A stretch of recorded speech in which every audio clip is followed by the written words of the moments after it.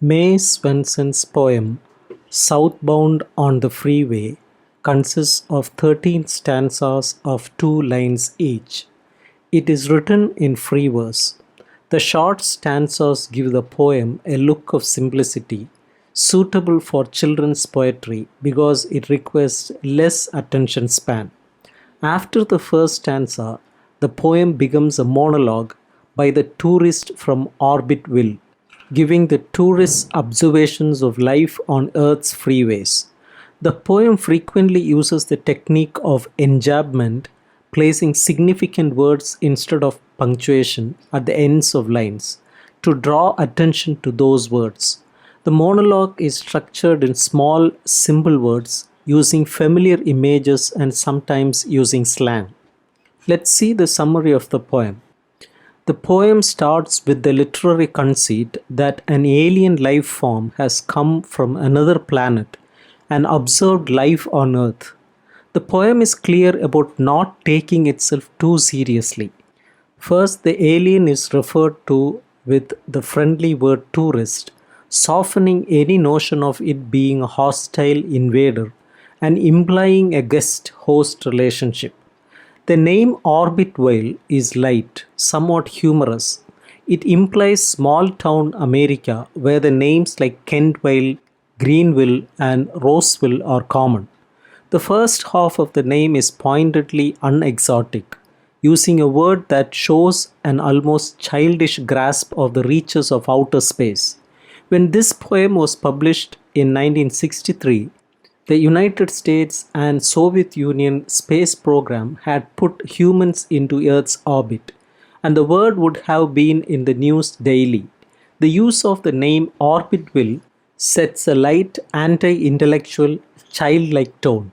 Similarly, the action of parking in the air implies that this poem is being told by someone with a weak imagination who borrows from popular science fiction rather than establishing an internal reality within the poem. For young readers, the speaker is friendly and non challenging. More sophisticated readers are amused by the poem's sense of whimsy. Line 3 refers to the Earth as a star. A space traveler would, if it knew anything, know the difference between a star and a planet. In having the visitor describe it this way, the author accomplishes several things. The visitor's lack of experience is established, making the confusion it is to feel in the coming stanzas more plausible. Also, the word star reminds most readers of wonder, of mystery. The emotional associations a reader has with a word constitute the word's connotation. In line 4, the theme of technology is introduced. It is not clear at this point in the poem what the visitor is seeing or if it is actually Earth that is being visited. From the description given here, the reader can only tell that the visitor mistakenly uses the word creature, which indicates a life form, to talk about something that has been manufactured. Guts is a surprisingly informal word for the visitor to use in describing the creature's internal organs. But Swenson's purpose becomes clear in the last line of the poem, where the common association of the guts with courage is brought into play. In line 6, the visitor states the obvious: anything seen within could be considered guts. It is from line 7 to 10 that it first becomes clear that the visitor is talking about an automobile. Only wheels are round and roll where feet would be, and the description previously given added to the wheels implies a car. The speaker uses two interesting descriptions for freeways. Diagrams implies precise drawings, and to some extent this is exactly what roads are to travelers, although they do not appear to be so from a surface level perspective. The idea of measuring tape stems from the regularly paced dashes that divide highways up the middle. In making this comparison, the visitor reverses the human concept of road travel. We think of the road as hardly significant, a detail, but if it were a measuring tape, it would be the point of traveling. Lights have often been associated with eyes, probably because the opaque clarity of an eyeball resembles an electric light's glass casing and shines like no other part of the body. The placement of two headlights on a car in relatively the same place as eyes are located on the front of the face makes the visitor's assumption in line 11 reasonable enough. Seeing tail lights as eyes is a little more conspicuous. Since we know nothing about the visitor, it would not be hard to believe that eyes in the back of the head are common to him. But it is not enough to say that this detail is here only because the author wanted to show that the visitor has a different set of assumptions than our own. If that were the only reason, she could have included countless examples, but she chose this particular one. The color red implies fire and passion, and red eyes therefore conjure an image of heated emotion. Paired with the headlights that navigate roads with the clarity of light, the creature of earth is shown to be a mix of reason and emotion. The five-eyed creature is a police car, which in the 1960s would have had a single red globe on the roof with a bright light rotating when in the process of making an arrest. With a deadpan tone that again indicates lack of experience, the visitor refers to the frightening figure of authority as special, a term more cheerful than most people would use. Three red lights to two clear ones on this car tip the balance forward, flaring emotions and away from rationality. In lines 17 to 20, the poem's central question of man's intelligence is implied most clearly. From above, the behavior of automobiles in the presence of police cars seems like primitive reverence, as if they are honoring the police car, possibly because of the mutation on its roof. From the ground, slowing in the presence of a police car is an intelligent thing to do, to avoid a traffic ticket. Contrasting these two perspectives gives a fresh look at what we consider intelligence. The detail of the police car winding among them from behind implies to a driver a cat and mouse contest of wits and strategy between the motorist and the police car. From a visitor's simplistic perspective, it would appear that wits are not involved, that all parties are participating in a primitive ritual. The hiss in line 21 implies a snake, a very low order of life, slithering around the ground to a visitor who can float in the air. This would seem especially underdeveloped. Measuring inches is another way of implying the car's smallness, fragility, or insignificance. Referring to humans as soft shapes points out the vulnerability of the flesh, but in line 24, the word shadowy at least admits that there is a mystery to the human beings that the visitor does not understand.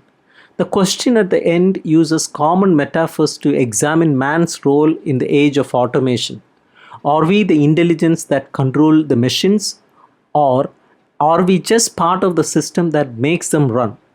Brains implies intelligence, guts implies courage. As indicated by the example of slowing for police cars, this poem asks whether human caution is a question of courage or intelligence.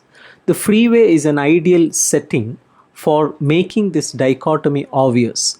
Since cars and the road system eliminate most opportunity or need for intelligent reasoning, leaving the importance of humans only slightly higher than that of pistons or sprockets.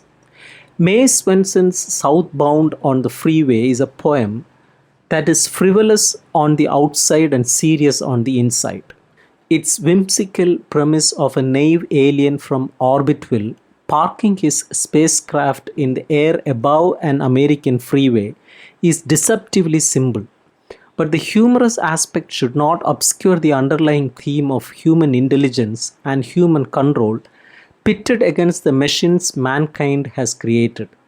This is not a new or unusual theme, but Swenson's treatment of it in this poem is a bit curious. She scrutinizes humanity through the eyes of an inhuman being. This allows for a more objective, funny, and skewed look at one of the most poignant questions to arise from the age of technology. Are humans still in control, or are we just trying to hang on for the ride? The poem leaves that question unanswered. but the lack of resolve only adds to the disturbing assertion put forth by it. To the tourist from outer space who has never before seen an earthling, all those things racing by below must be the inhabitants of this world or the creatures of this star. His mistake, of course, is recognized soon enough by the reader who knows that what he is actually describing are vehicles, not people. Cars and trucks, however, are the dominant objects in the alien's sight, so his confusion is not difficult to understand. The fact that there are so many of these objects reinforces the notion that technology appears to be running amok. Americans love their automobiles, and to the unknowing tourist, they are their automobiles. In addition, Swenson clearly blurs the distinction between man and machine, even more by assigning roles and a hierarchy among the cars, much like that of human society. The police car or other kind of emergency vehicle with a red eye turning on the top of his head is shown respect by the other cars who slow down or move aside to let him pass.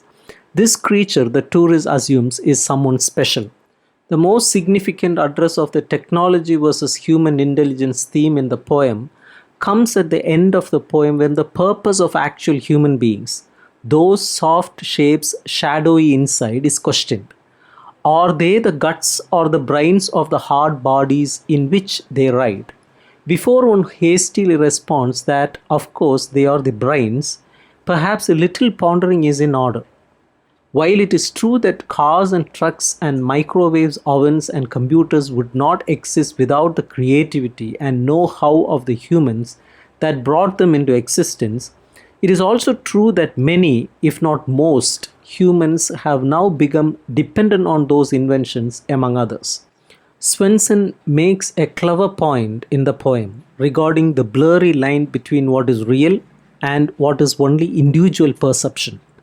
The speaker in the poem may be from another planet, but often human beings on Earth vary widely in their take on what they see or hear.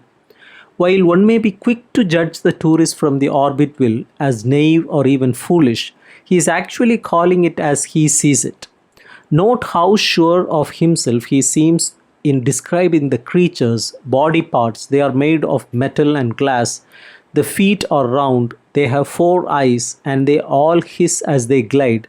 These are straightforward, matter-of-fact details that any real human being would say have nothing to do with the facts. But from aliens' perspective, they make perfect sense. Swenson drives home the idea of miscued perception by having the speaker of the poem elaborate on what he thinks are the eyes of the strange inhabitants of this new world. He surmises that the red light on top of the emergency vehicle is a 5th eye, and that the behavior of the regular 4-eyed creatures indicates that the 5-eyed one must be an authority figure, someone revered. He sees cars slow down or pull over for the police car or ambulance, but the visitor has no idea that they are simply obeying the law of the land and hopefully of human conscience. He has no reason to suspect that what he witnesses and therefore what he believes is anything other than what he has described.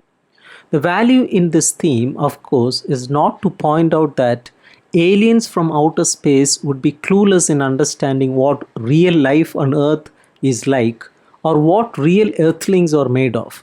The obviousness of that would hardly be worth calling attention to, but its importance comes to light when the tourist's experience is transferred to that of ordinary human beings. Two people watching the same sunset or the same ball game or the same crime being committed rarely describe what they have seen in the same way. Often their reports are completely contradictory. Perception appears to carry as much weight, if not more, than reality itself, and even causes one to ponder what is real. Swenson's poem cannot answer that question, but it does a good job of tempting the reader to ask it.